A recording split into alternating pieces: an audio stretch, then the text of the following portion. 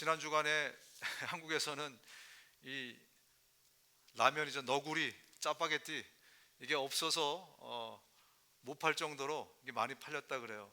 웃으시는 분들은 왜 그런지 아시죠? 이 기생충이라는 영화가 기생충이라는 영화가 지난 주일 저녁에 이 아카데미 수상식에서 오스카를 4개나 탔습니다. 그리고 거기에 아주 중요한 거, 뭐 감독상, 작품상 이런 걸 다 휩쓸었기 때문에 이제 이 대한민국은 모든 면에서 진짜 세계적인 나라가 되지 않았나. 그 영화에 이제 짜파구리라는 게 나와요. 짜파구리. 그게 너구리하고 짜파게티를 이렇게 합쳐가지고 만든 게 짜파구리라는 건데, 그게 이제 나오다 보니까 매상이 엄청 올랐다 이런 얘기를 하더라고요. 그래서 저도 계속 영화를 안 보다가 하도 난리길래 그래서 영화를 한번 봤습니다. 봤더니 뭐 그까이 거뭐 제가 볼 때는 뭐 그렇게 야 이게 뭐 이렇게 굉장하다, 솔직히 그런 느낌은 뭐 전문가가 아니니까 못 느꼈지만 어쨌든 이제 굉장히 사람들 사이에서 이게 화제가 됐었던 지난 주간이었습니다. 제가 왜 이 기생충이라는 영화가 상을 많이 탔을까 이렇게 좀 찾아보니까 이 시대의 코드를 잘 맞췄다, 그런 평가가 있더라고요. 사람들의 마음을 산 거죠. 사람들의 눈높이를 잘 맞췄다. 왜냐하면 영화 내용 중에 이제 부자와 가난한 사람들의 대비를 이렇게 계속 하고 있거든요.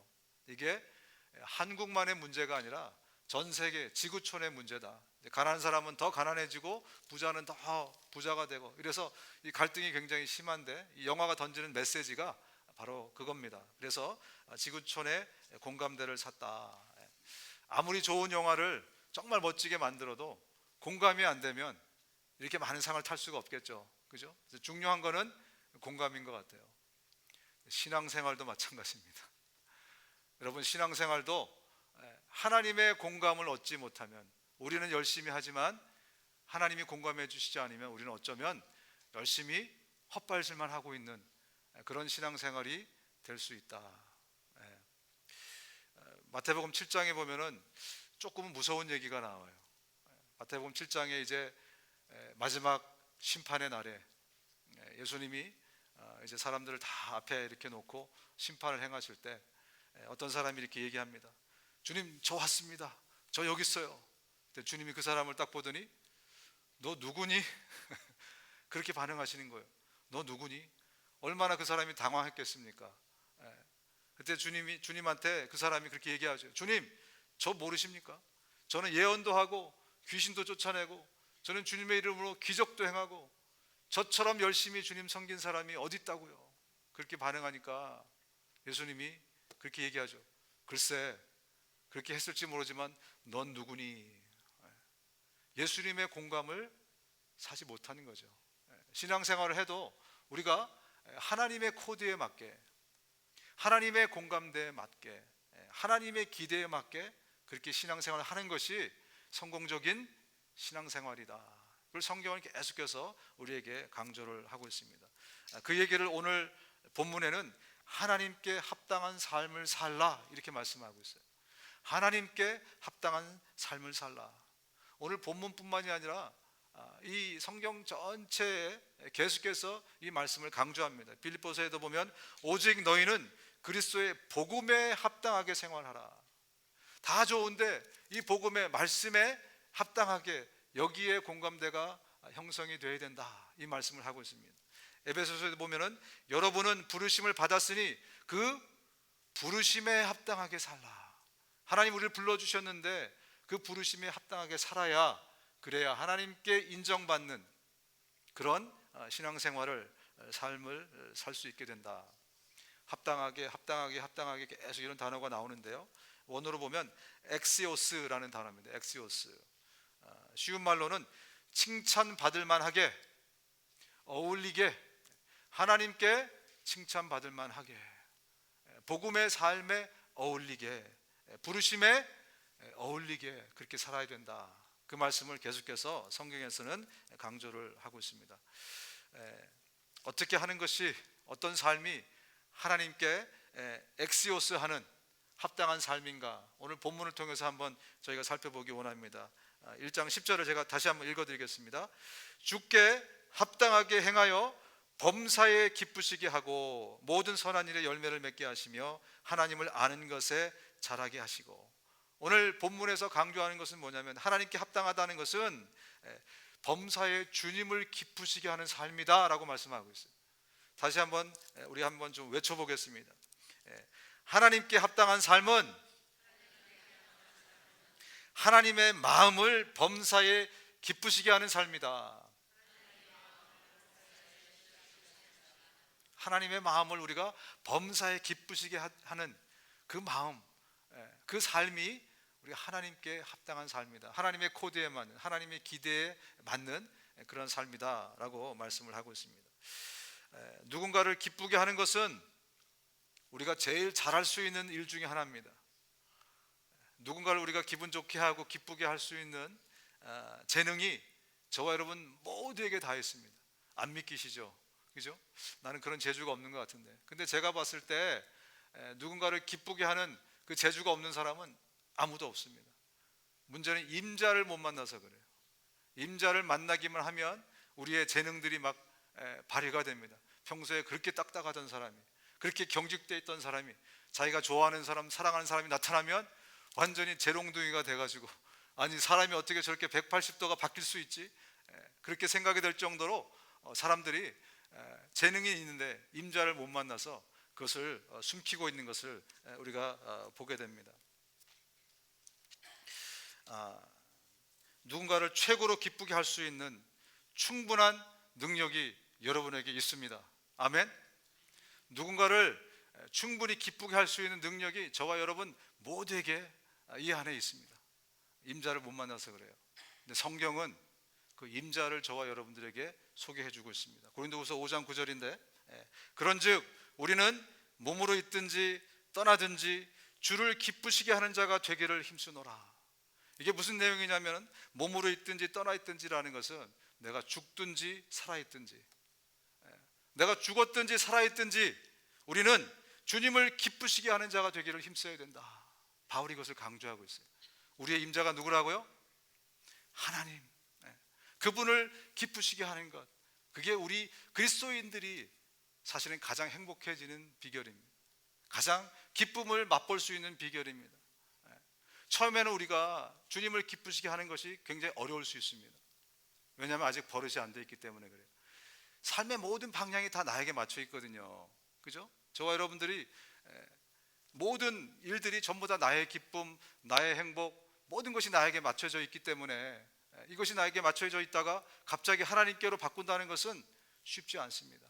그러나 이것을 바꾸고 시간이 지나면 지날수록 내가 하나님을 기쁘게 했는데, 하나님을 행복하게 했는데 오히려 하나님이 나를 기쁘시게 하는, 오히려 그것이 나에게 막 기쁨으로 다가오는 그것들을 우리 모두가 경험하게 될 겁니다.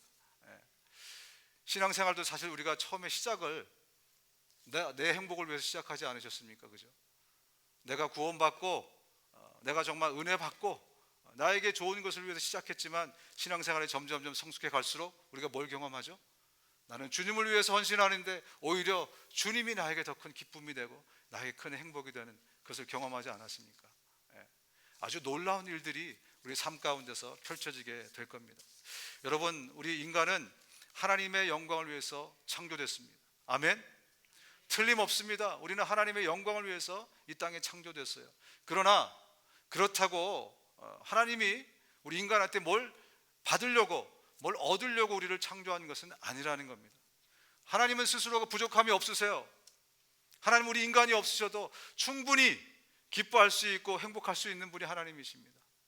그렇다면 왜 하나님이 우리를 창조하셨는가? 우리를 하나님의 영광과 기쁨을 위해서 창조했다고 하는데 왜 우리를 창조하셨는가? 왜냐하면 하나님의 사랑이, 하나님의 은혜가 너무 흘러넘쳐서 그 은혜를, 사랑을 받을 대상으로 우리를 만드신 거예요.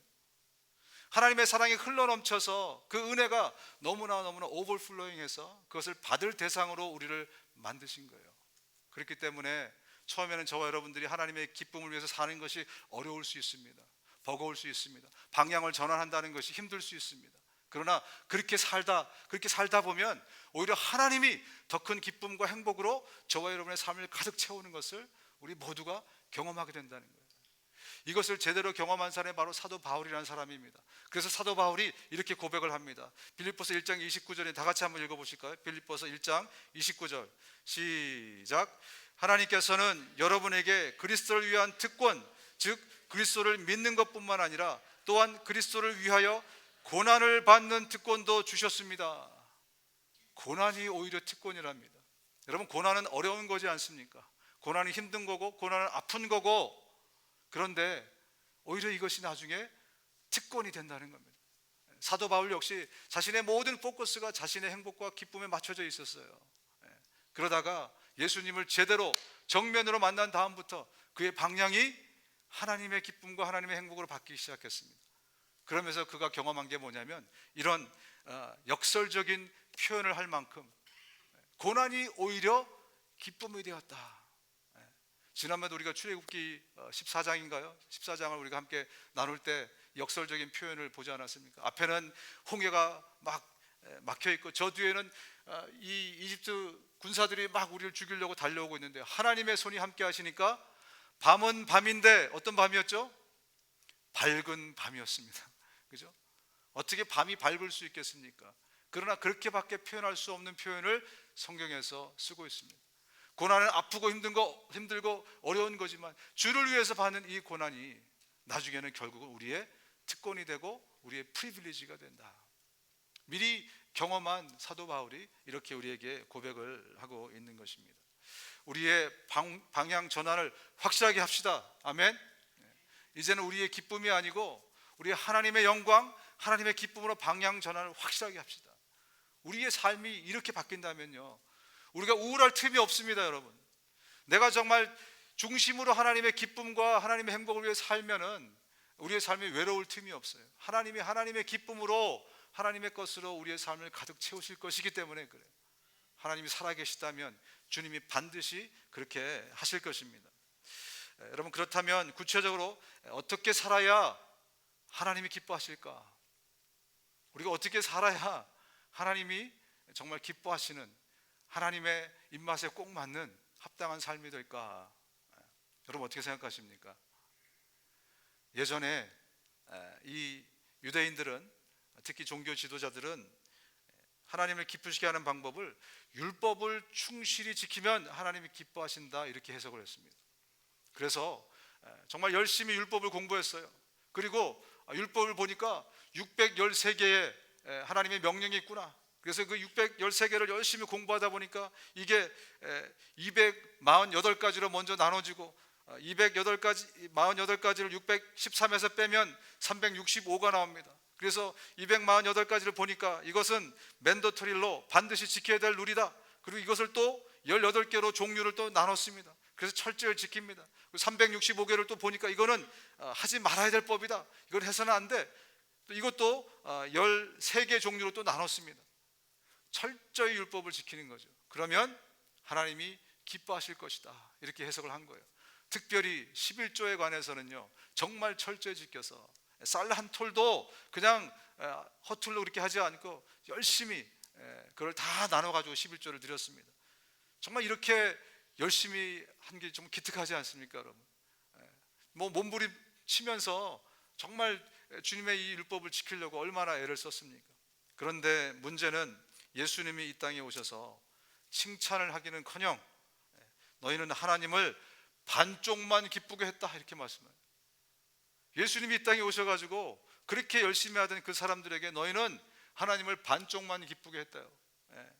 마태복음 23장 23절에 이렇게 말씀합니다. 화 있을진저 외식하는 서기관들과 바리새인들이여, 너희가 박하와 회향과 근체의 11조를 드리되 율법에 더 중한 바 의와 인과 신은 버렸도다. 그러나 이것도 행하고 저것도 버리지 말지어다.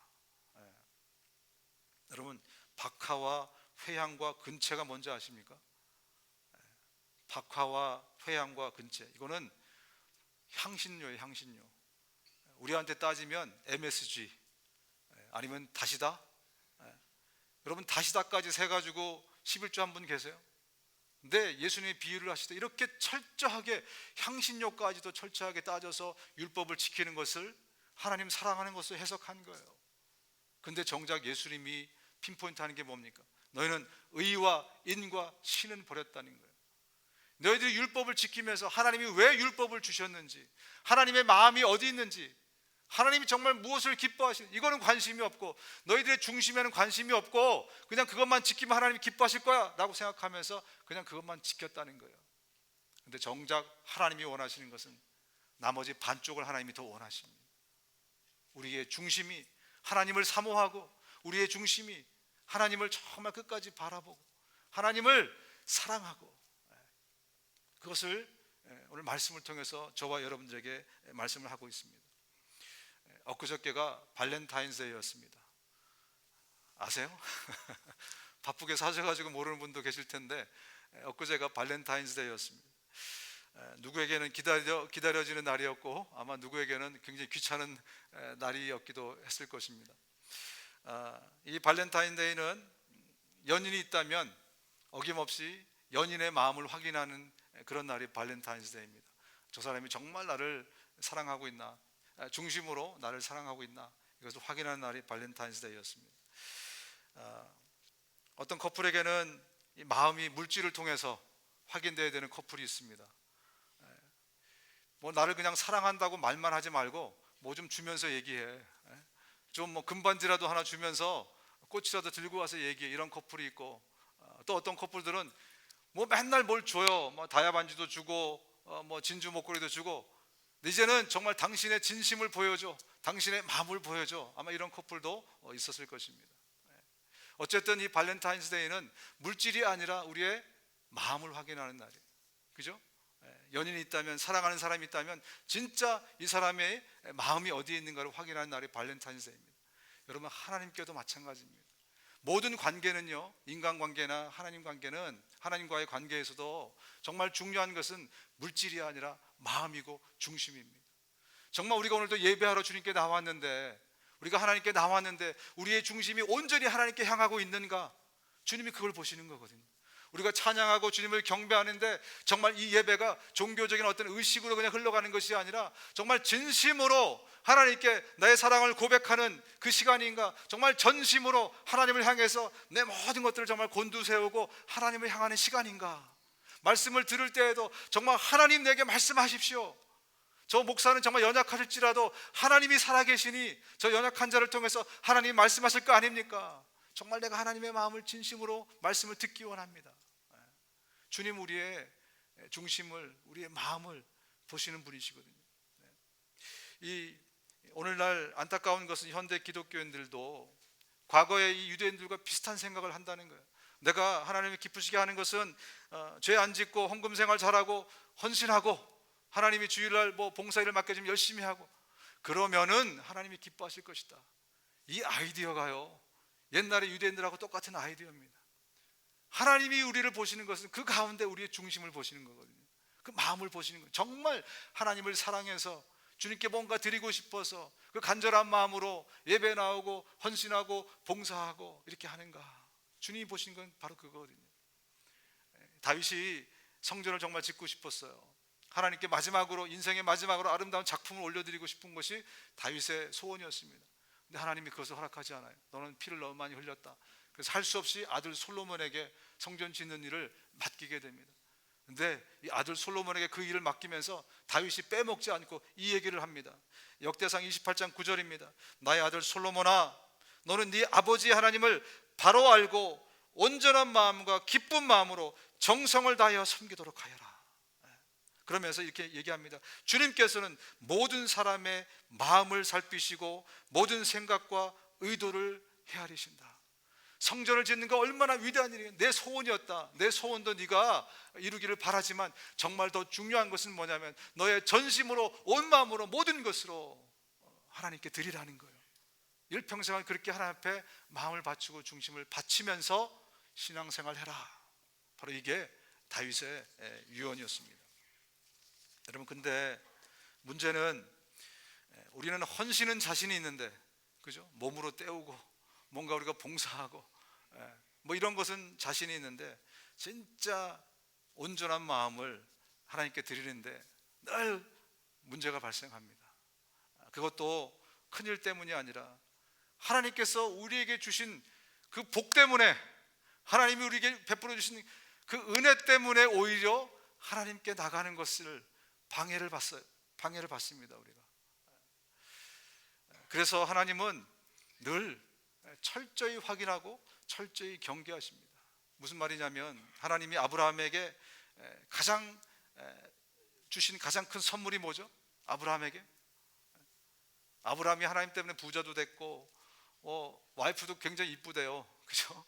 많은 선물을 받았습니다. 그러나 그럼에도 불구하고 가장 큰 선물이 뭐냐면 이삭이 아닐까. 그죠? 이삭을 선물로 받았습니다. 근데 하나님은 어떻게 요구하십니까? 다른 건 다 내려놓고 가장 큰 축복인 선물인 이삭을 바치래요. 근데 아브라함이 어떻게 하죠? 이삭을 바칩니다. 이삭을 바쳐요. 그러니까 하나님이 이렇게 말씀합니다. 창세기 22장 12절입니다. 네가 네 아들 네 독자까지도 내게 아끼지 아니하였으니 내가 이제야 네가 하나님을 경외하는 줄 아노라. 하나님께 진짜 순종해서 바칠 때까지는 하나님이 아브라함의 마음을 인정하지 않았다는 거예요. 이 아브라함이 진짜로 이삭을 바칠 때까지, 그때까지 아브라함의 마음은 확실하게 확인이 안 됐다는 겁니다. 여러분, 제가 여러분들에게 여쭤보겠습니다. 하나님이 아브라함이 이삭을 바칠 줄 알고 계셨을까요? 모르셨을까요? 힌트를 드릴게요. 하나님은 전지전능하신 분이십니다. 전지라는 것은 He knows everything. 하나님은 이미 알고 계셨어요. 근데 왜 바치라고 시험을 하셨을까? 누가 몰랐기 때문에? 아브라함이 몰랐기 때문에 그래요. 아브라함은 자기가 바치기 전까지, 진짜로 바치기 전까지는 아브라함이 내가 온 마음으로 하나님을 섬기고 있다는 것을 몰랐기 때문에 그렇습니다. 하나님은 아셨지만 누구를 위해서? 아브라함을 위해서 그렇게 명령하신 거예요. 하나님은 철저히 뭘 확인하시는 겁니까? 우리의 중심으로, 우리의 전심으로 하나님을 향하고 있는가? 이게 하나님에게는 너무나 중요한 문제입니다. 여러분, 내가 남편이 있는데, 아내가 있는데, 정말 이 사람이 딴 여자 안 보고 딴 남자 안 보고 정말 전심으로 나만 사랑하고 있는가? 이게 우리 관심이지 않습니까? 그것처럼 우리한테는 가볍게 보일지 모르겠지만 하나님에게 있어서는 물질로 헌신하고 봉사하고 이것도 중요하지만 의와 인과 신이 중요하다는 거예요. 하나님 우리에게 말씀을 주시는데 그 말씀, 그 속에 들어있는 하나님의 마음을 읽을 수 있느냐 네가. 그리고 정말 그 마음을 가지고, 네 전심을 가지고, 그 사모함을 가지고 나를 섬기고 있느냐. 그게 하나님에게 너무 중요하다는 거예요. 근데 우리는 아니지만 많은 기독교인들이 어떻습니까? 정말 형식적으로 예배에 나와도 그냥, 오히려 예배 안 나오면 일주일 동안 기분이 안 좋아. 그런 소리를 너무나 많이 듣습니다. 예배 안 나오면 그냥 찜찜해. 그래서 예배에 나오고, 또 내게 맡겨진 일인데 나는 정말 성실한 사람이기 때문에 열심히 정말 봉사하고 사람들에게 칭찬 듣기 원하고. 그죠? 주님, 우리의 중심을, 우리의 마음이 어디 있는가를, 생각과 마음을 살피시는 하나님, 모든 사람의 생각과 마음을 살피시는 하나님입니다. 벌써 몇천 년 전에 다윗을 통해서 솔로몬에게, 그리고 저와 여러분들에게 그 말씀을 전해주고 계십니다.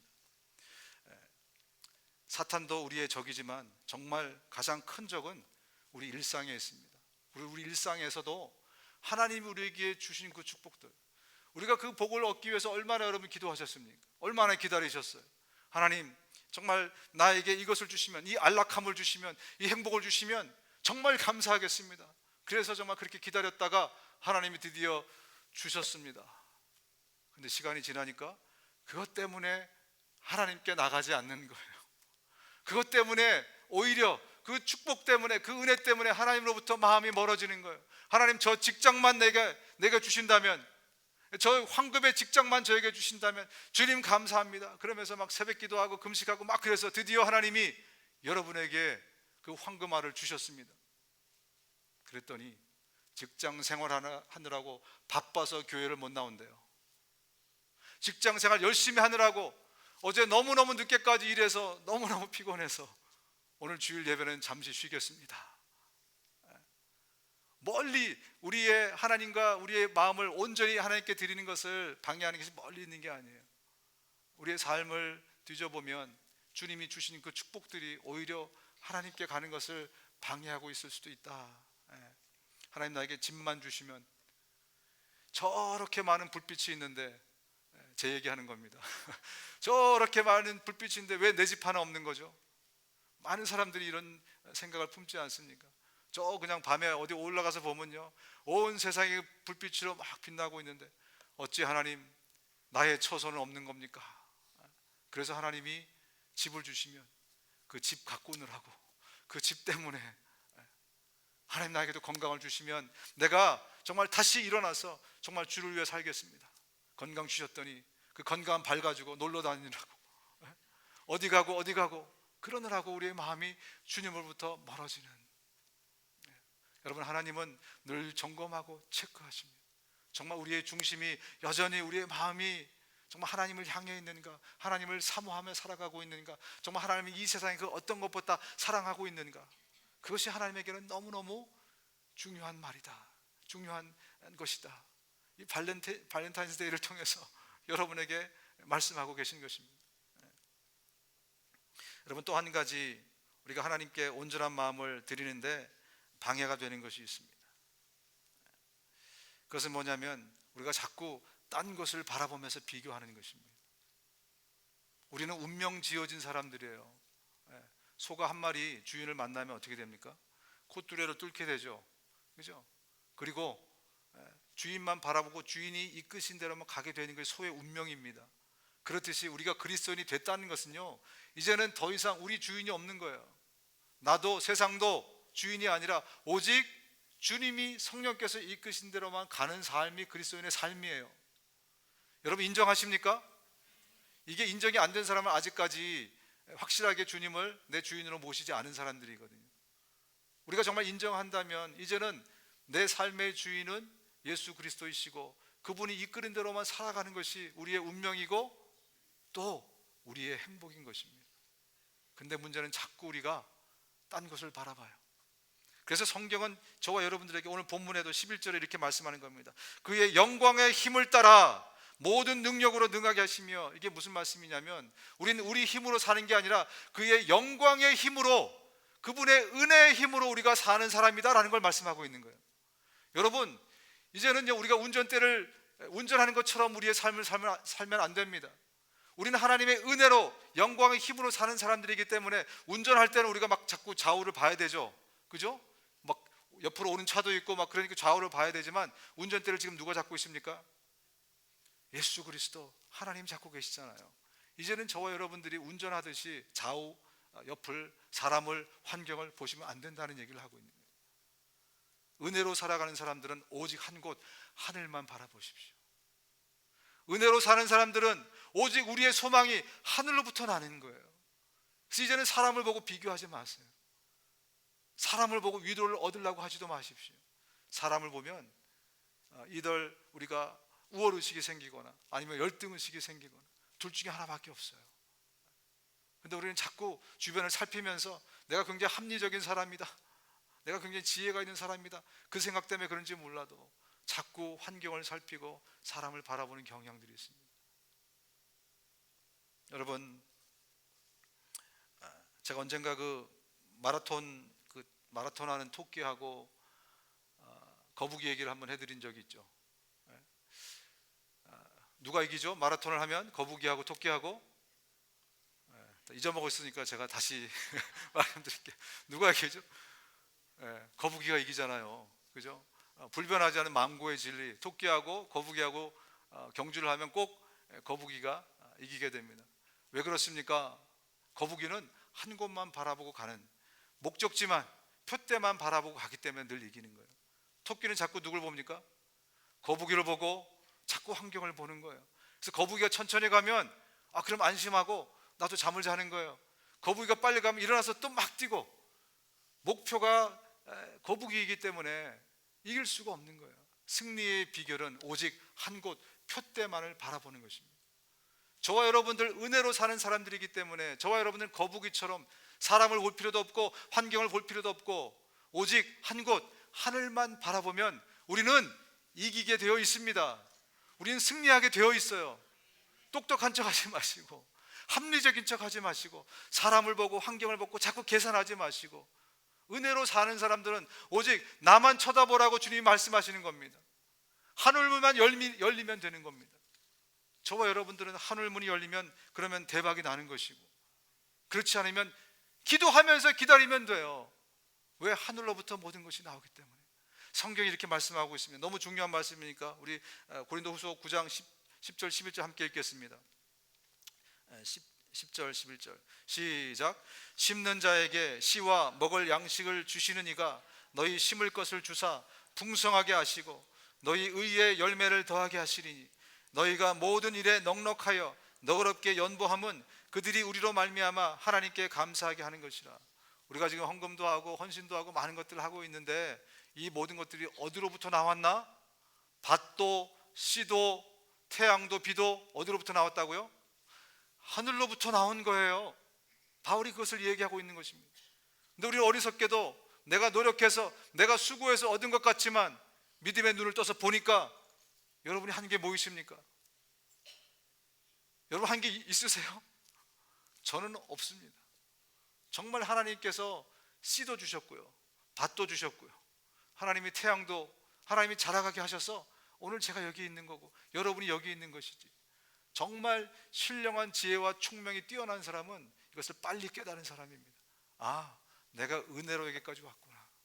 그리고 앞으로도 구원의 은혜뿐만이 아니라 우리가 살아가는 모든 것들이 하나님의 은혜로, 하나님의 은혜밖에 우리의 소망 둘 데가 없구나. 그래서 우리가 하늘을 보고 하늘이 닫혀 있으면 기도하는 것입니다. 여러분, 정말 기도가 역사하는 힘이 있다는 것을 믿으십니까? 정말로 100% 믿습니까? 지금 아멘 하신 분들은 정말 믿기 때문에 기도하실 것입니다. 근데 왜 우리가 기도하지 않습니까? 100% 믿어지지 않기 때문에 그래요. 정말 기도가 역사한다는 것을 100% 믿으면 기도하지 않고는 못 베깁니다. 여러분의 삶이 그렇게 정말 다 너무 이지하고 쉽습니까? 제가 알기로 모든 우리 성도들의 모든 삶이 정말 복잡하고 다양하고 어렵고 하나님이 함께 계셔야만 풀어야 될 문제들이 나한테 없으면 자녀에게, 남편에게, 아내에게 다 있는 줄로 압니다. 근데 우리가 왜 기도하지 않습니까? 게을러서가 아닌 것 같아요. 말로는 게을러서, 시간이 없어서, 제가 볼 때는요 믿음이 없어서 그래요.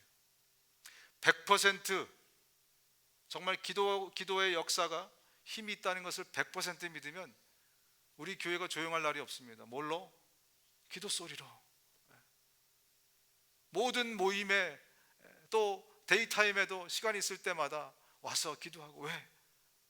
믿음이 있기 때문에. 기도하면 하나님이 하늘 문을 여신다, 이것에 대한 분명하고 확고한 믿음이 있다면 우린 기도를 멈출 수 없습니다.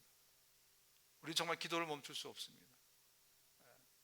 여러분 정말 기도하시기 바랍니다. 야고보서 1장에 이렇게 말씀합니다. 내 사랑하는 형제들아, 속지 말라. 온갖 좋은 은사와 온전한 선물 다 위로부터 빛들의 아버지께로부터 내려오나니 그는 변함도 없으시고 회전하는 그림자도 없으시니라. 너무 중요한 말씀입니다. 같이 한번 읽어보겠습니다. 시작. 내 사랑하는 형제들아, 속지 말라. 온갖 좋은 은사와 온전한 선물이 다 위로부터 빛들의 아버지께로부터 내려오나니 그는 변함도 없으시고 회전하는 그림자도 없으시니라. 이번 주에 제가 했던 일 중에 가장 잘한 일은 이 구절을 찾아낸 일입니다. 우리에게 모든 은사와 온갖 좋은 것과 선물이 다 어디로부터 온다고요? 하늘로부터 오는 거예요. 속지 말라. 자꾸 속이는 자들이 뭐라고 얘기합니까? 기도하지 말라고 얘기할 거예요. 그죠? 미혹의 영들이 찾아와서 기도한다고 돼? 기도한다고 이루어질 것 같아? 근데 뭐라고 말씀합니까? 속지 말라. 기도하면 하나님이 하늘문을 여시고 기도는 역사하는 힘이 크니라. 너희가 기도할 때 내가 역사할 것이다. 아까도 우리가 찬양하지 않았습니까? 예? 아까도 우리가 찬양하지 않았습니까? 우리가 간구하고 기도하면 그럼 하나님께서 하늘문을 여실 것입니다. 정말 저와 여러분들이 이제 기도하셔야 됩니다. 오늘도 우리 예배가 왜 이렇게 은혜스러운지 아십니까? 기도하는 사람들이 있었기 때문에 그래요. 이제 중보기도 팀도 생기고 그 전부터 그리고 주중에도 얼마나 많은 우리 집사님 권사님들이 오셔서 정말 눈물로 기도하는지 모릅니다. 하나님 우리 예배 가운데 정말 하나님의 임재를 충만하게 해주시고 정말 우리 모두가 정말 하나님 때문에 삶이 변하기 원합니다. 하나님의 은혜가 넉넉해서 그 은혜로 살아가기 원합니다. 우리에게 생명을 주십시오. 우리에게 은혜를 주십시오. 우리 예배를 회복시켜 주십시오. 정말 기도하는 사람들이 얼마나 많은지 모릅니다. 앞으로 정말 우리는 계속해서 기도할 것입니다. 여러분 이번 주간에도 여러분의 기도가 다시 회복될 수 있기를 주님으로 축원합니다. 여러분의 믿음이 회복돼서 정말 기도에 대한 믿음이 다시 회복돼서 지난번에 기도했는데 하나님 응답 안 해주셔가지고 여러분 살짝 삐져 있죠. 살짝 서운한 마음이 있죠. 주님 왜 이런 기도를 안 들어주셨습니까? 여러분 기도는 역사하는 힘이 큽니다. 우리가 정말 믿고 기다리면 하나님께서 하늘 문을 여시고 여러분의 기도 가운데 응답해 주실 것입니다. 주님의 타임에 하나님의 것으로 하나님의 최고의 것으로 주님이 하실 것입니다. 다시 우리 교회가 기도하는 교회가 되었으면 좋겠습니다. 정말 그래서 하나님을 기쁘시게 하고 하나님의 온갖 축복과 은혜가 늘 우리 삶에 넘치는 그런 우리 교회가 되었으면 좋겠습니다.